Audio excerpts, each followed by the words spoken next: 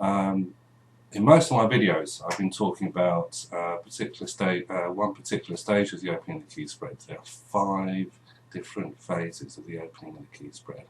I've only been talking about the first, and in particular, really looking at the divination techniques of card counting, elemental dignities, and pairing, and seeing how I can use that information to create a story. Now, that's only a small, tiny part of what you can do with the opening of the key spread. And it's time to share with you the bigger picture, the kind of sum total, if you like, of where tarot can be, what it can do, how you can use it, and you'll try and give some idea of why it's ignored. And you'll see why the esoteric societies, the Golden Dawn, the OOTK, and all these kind of things, they give you a tiny, tiny bit of knowledge and say, that's all you need. This will be enough for you. Yes.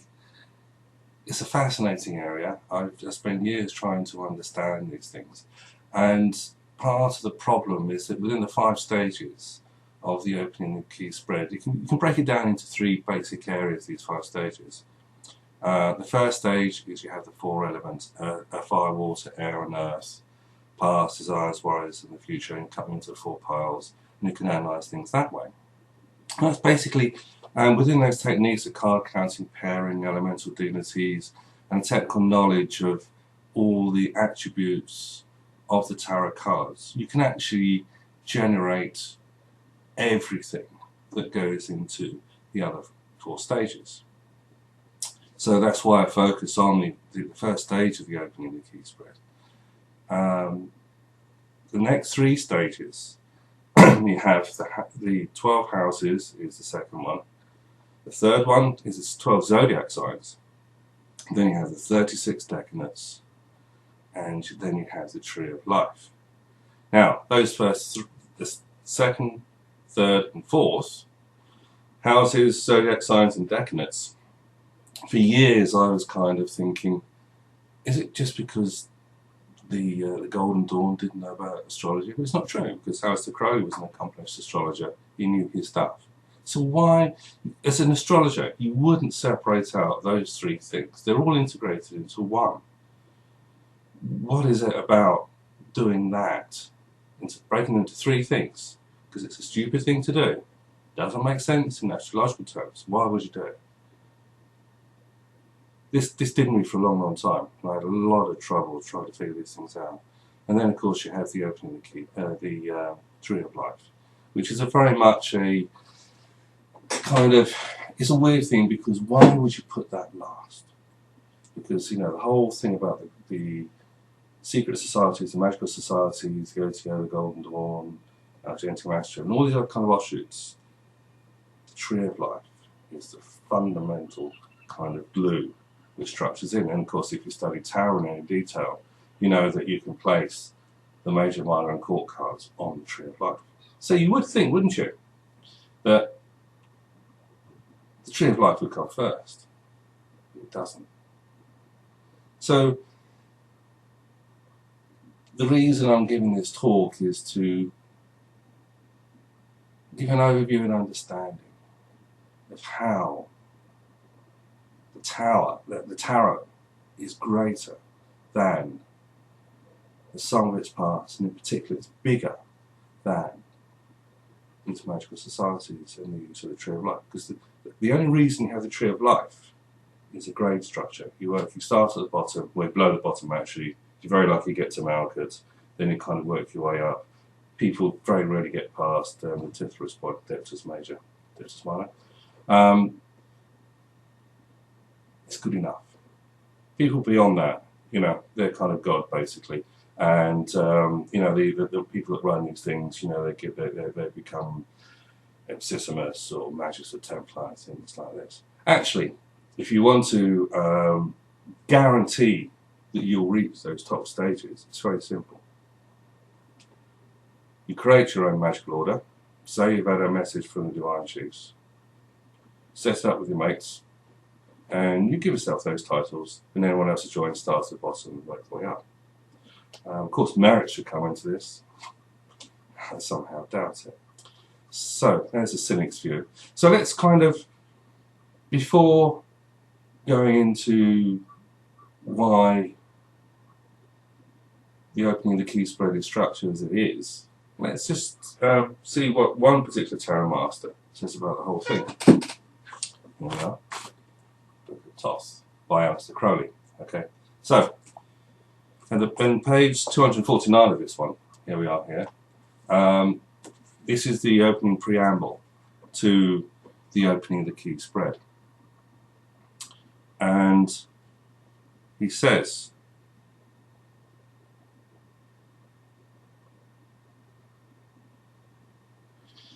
in this essay, in other words, the Book of Thoth, and in these designs, the Thoth tarot cards, is given an analysis of the general character of each card, but he cannot reach any true appreciation of them without observing their behaviour over a long period. Kind of an anthropological thing. You can only come to an understanding of the tarot through experience. So being told that the Fool card is to do with air, or the Magician card is to do with Mercury, or the Three of Cups is abundance, and it's to do with the third Sephira, Bina, and I think it's the moon on the kind of thing. That's kind of, you do it, but you have to live it. You've got to know it. And then he says, so you think, well, okay, that's what I'll do. And then he says, it will not be sufficient for him to intensify his studies of the cards as objective things. He must use them. He must live with them. They're not just bits of card and paper. They're just not abstract things that you have to learn and study. They're kind of, Crowley is sort of saying that you have to see them as living entities that kind of merge. And this is why you have the elemental dignities and the card counting and the pairing, because you see those energies. Tarot, I see tarot as purely an energy. And when I do the reading for someone, that person is an energetic being. The tarot cards are an energy, and cutting the cards at that point is a kind of snapshot, if you like, of the energetic status or purpose of that person where they are in life. This is very significant because if you know that, you can take that knowledge. For example, someone comes to you and he hasn't got very far. He's joined the Golden Dawn. There's millions of them, doesn't matter which one. He's done the first stage, he's got from neophyte, he's got onto the ladder. He's paid his dues, he's studied, he's worked, he's done all these things. He's not getting anywhere. So, if you're doing a reading for him, you can use the opening of the key spread, the different technical levels, and there's kind of levels within levels, to tell him if there's a blockage, someone a bit high is stopping him, or there's some other, you can actually use it to check the energies of the whole order, to see where they're not working, are they functioning too much on Gebra or Hesed, or they're not enough in the middle, or is there kind of some kind of glass ceiling that's going through things. All these kinds of information you can actually use to discover the problem. That's real power. And that's probably one of the reasons why this spread is ignored, even though the Golden Dawn says, oh yes, out there, you know, there's no problem. But it's dead silence. Because if you understand that, you can use a tarot to analyse any magical or spiritual situation using the techniques in the opening of the key spread. It's a real extraordinary level of power. And of course, we're just giving little tidbits. There's the meaning of the cards, look at the pictures, do the Celtic cross spread, stay with A whites. That's all you need to know. Not true. So Crowley goes on to say, they too must live with him. So not only are they kind of entities, energetic sort of things, it's not just a kind of, oh my god, it's a Goetia, it's really dangerous, or anything else, because the Goetia aren't. It's the idiots who try and sort of control and manipulate the Goetia that cause the problems. So the cards have a rapport or an understanding with you. This is a way of looking at these things that you would never think of otherwise. And this is what Crowley wrote, you know, in this book. This is what I'm reading from. So they too must live with him.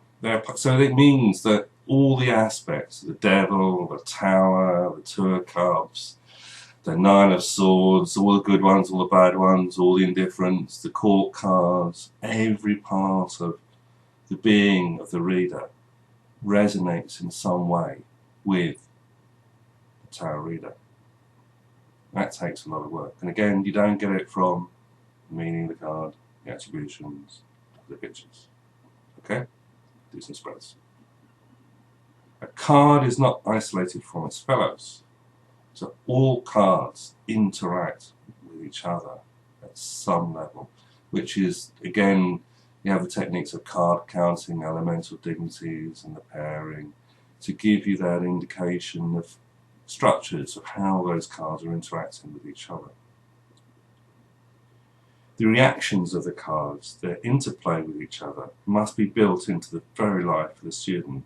Again, it's this whole thing of these techniques that I've talked about. They're the kind of actions or inactions between the cards, and you're talking about the cards right next to each other. You can talk about cards much further apart. It's an extraordinary kind of view that he has there. So that's the requirement. Pretty much every tarot course doesn't do that. Okay.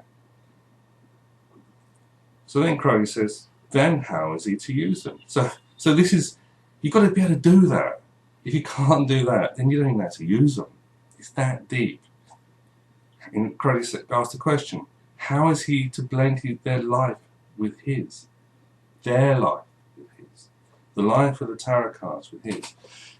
It's a kind of, it's not like you're going around sort of thinking, I need to buy a new handbag or a new pair of shoes. So that's the Three of Cups, because that's abundance and that's kind of retail therapy. And find something, oh, there's a wedding coming up. I'm living my life through the Three of Cups. I've got this acute depression. I just can't be asked. I'm just, why am I bothered? Why am I here? You know, I'm being the Eight of Cups. It's not saying that. You don't live your life like that.